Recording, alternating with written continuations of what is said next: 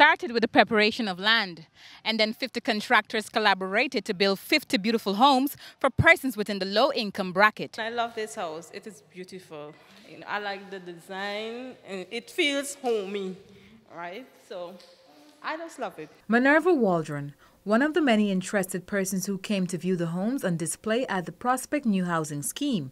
Waldron added that the initiative by CH&PA thinks about the small man pocket. Another spectator mentioned that he came all the way from Region 6 after hearing about the housing exhibition on the news. I have two daughters where they qualify for the low income. They're very interested too, and I'm glad I'm going to back them. Gibson said he is very pleased with the government's effort to ensure all Guyanese get a piece of the pie.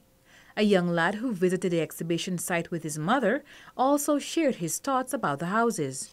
I think they are good to sell. They're good to sell? What do you think about the houses? They are nice and they have enough things inside. But they have no space. Reporting for InfoHub from Prospect New Housing Scheme on the east bank of Demerara with videographer Akeem Thomas, I'm Mayana George.